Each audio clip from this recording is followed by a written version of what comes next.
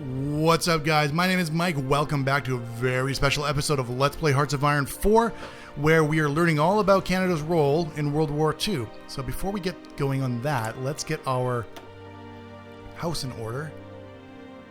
Do we want carriers? Do we want naval research time? I guess we'll get naval research time. Considering how few ships we're probably going to end up building, that might make more sense. And then the question is, do we want to take the fight to the Spaniards next? I think we do. Let's do a battle line here. We've beat the Italians out of France pretty handily, which is good.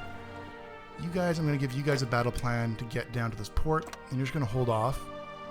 We're going to wait for the preparation bonus to build up, and then we're going to make a big push into Spain. There'll be one less Axis power. It looks like France is doing a really good job at fighting against Germany, so we don't have to worry about that. I'm worried about the Italians making a push from the south here. But we were able to knock the shit out of them pretty damn quick. Alright, so let's talk about George Buzz Burling. George Burling, like I said, was probably both the most antagonizing and the greatest Canadian war hero, maybe of all time. You know, as far as just a regular, boots on the ground kind of guy, if you discount generals and the whole bit, and commanders and all the other stuff going on, he may be that guy. He may be the greatest guy. So, like I said, he was an interesting kind of guy. A little bit, in my opinion, probably autistic. And this is kind of came from when he first was scoring kills in Malta. So he was positioned or stationed in Malta and the Western Front in Africa for much of the beginning of the war, all the way up until I think 1942, but with British troops. Again, Canadians were not, really in the mode of having their own air wings just yet. This is still early in the war for Canada. So he was positioned with British troops, and he was not being credited with the kills that he was, well deserving of. And again, it goes back to the sort of like anti-Canadian sentiment in the British media as well. They're giving a lot of glory to the local British airmen, but not so much this guy. So he had the first kill in the Western Desert. He had about 21 kills, over 20 kills anyway, before the age of 21. He was an incredible pilot. He had eyesight, like uncanny eyesight, where he could spot an enemy air wing of like 30 plus planes before anybody else, and he could count the individual planes out. Yugoslavia's capitulated. That's not good. That's an Italian victory. So he could spot these planes from miles and miles out in the sky. And he just had the best fucking time fighting out in Malta, despite being tied up with a bunch of stuffy Brits. He complained about the food being terrible. He complained about, losing so much weight. He went from about 170 something pounds down to 120 pounds because he was just flying endless sorties.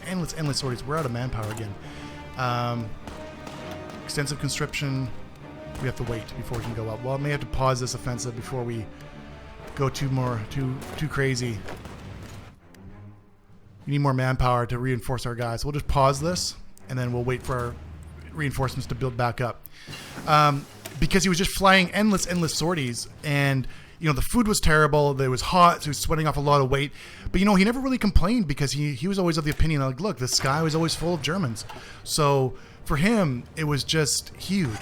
So what happened was they basically, this guy, at the time, Canada was doing a big war bond drive. And war bonds, for those that don't know, was basically where Canada was selling bonds to its population. And lots of countries did this, bonds to its own population in order to like invest in the war. So, you know what, invest in victory, you give us the money now, we'll pay you back later kind of thing. And it worked. It was a great way of driving up revenue, especially in these sort of like world spread conflicts where there was so much on the line. So they brought Burling back. They brought him back, and they basically marched him around to all of these different events and whatever. And again, Burling was a strange guy, but he was also dashingly handsome. Blue eyes, tall, just, a real poster boy for the war, which, played well in the favor for what they were trying to do, especially when trying to raise money. Mackenzie King himself was just obsessed with meeting the guy. So he would go to these giant rallies. People would just crowd around him. He was basically the hero of Canada at that point, a much needed hero in Canada at that point. And, despite the Brits being hesitant in extolling his virtues and his victories, the Canadians had absolutely no qualms with doing that. So, they were well aware about his incredible 20 plus kills in the opening salvos of the war. They were impressed with all those stories of all of his battles. And of course, the women were very impressed with his good looks. And he had his fair share of dalliances with many of the local girls right across Canada, especially during his war drive when he was just on TV, on the radio, the whole bit. So it's interesting because this all comes from, and at the time as well, you know, people were outraged that this guy was fighting in the British forces. You know, he got all his victories. All of his victories were chalked up for the Brits and not Canada. And people were outraged. Why is this guy not fighting with Canadians? Well, it's interesting because Canada didn't let him fight. So George Burling went to go sign up. He volunteered to sign up. But again, at the start of the war, Canada was overwhelmed with the amount of people that were volunteering for combat. Could afford to be very, very picky because they only had limited logistics, limited spots to fill. And one of the key things with airmen, then as now, is airmen were cut above your regular troops. You know, you couldn't sign up if you had poor vision. You couldn't sign up where you could get away with it more so as a ground soldier. And one of the big sort of qualifiers for signing up as a pilot is you had to be college educated, and George was not. George Burling was not college educated. So they rejected him. They turned him down, said, nope, sorry, you can't come to the Air Force. Oh shit, didn't want to do that. Fuck. God damn it. Don't die. No, I don't think they're going to get overrun. Almost made a mistake there. That would have been terrible. They wouldn't let him sign up for the Air Force. So by default, George is like, well, fuck you guys. And he goes over to the Brits and then signs up. The United States stands against fascism. Well, thank you very fucking much, United States, you idiots. Sorry, I mean that in all due respect. Sorry, guys. It's sorry to the Spaniards. I'm really sorry we have to invade you and take your territory. This is not very polite of us, so I apologize. Sorry for shooting you. Sorry for taking the spot. My bad. So he couldn't. So he had to sign up for the Royal Air Force instead.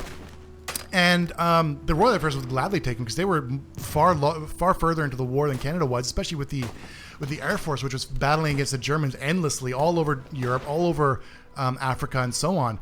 So they were more than happy to. Oh shit. Fuck, we got ourselves cut off here. This is not good. They were more than happy to take the guy under their wing. No pun intended. And I mean, there's a ton of stories that came out of that. We'll get into the stories in a little bit. But it's just important to note that it was sort of this push that really pushed Canada to start looking at their air forces heavily as they looked at their army, and having a war hero, a Canadian war hero on the front lines that had done so much good, completely ignored by her allies, then only got the recognition he deserved when finally brought to light. This really made the push for independent Canadian Air Force as well as the independent army, and really pushed. I mean, it was really George Burling that had pushed the envelope on that, and it was that outrage that this guy was fighting in a British air wing as opposed to a Canadian one that really sent him to the next stage of his career. So, you know, he got tired. By the time, 1942 kind of came to an end, or I guess it was sort of mid-1943, he was tired of this war drive. All he could think about was getting back to the sky, and he wrote about this extensively. Like I said, this guy was a little bit autistic probably because, he would practice in his spare time in Malta. He would practice shooting the eyes out of lizards from dozens of paces with a .38 pistol. Again, his eyesight, his aim were just absolutely impeccable. As he'd walk down the street, all he would think about was angles.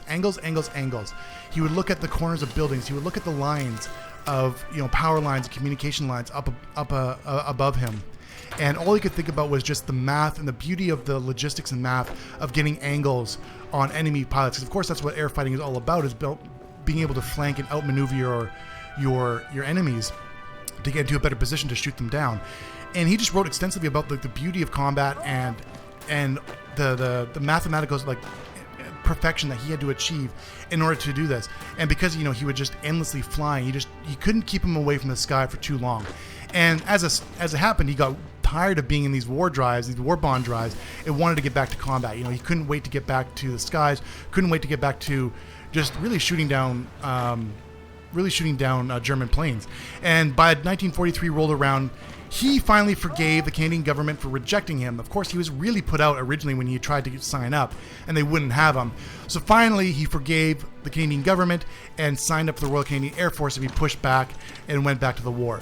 So next episode, I'm going to talk about getting into a little bit more depth about why this guy was both the greatest war hero of Canadian history in this war and probably the most obnoxious, from nearly being court-martialed multiple times to just refusing to play nicely with the British officers, and really played into the fact that towards the end of the war, despite being this, this hero, this Titanic hero of epic proportions.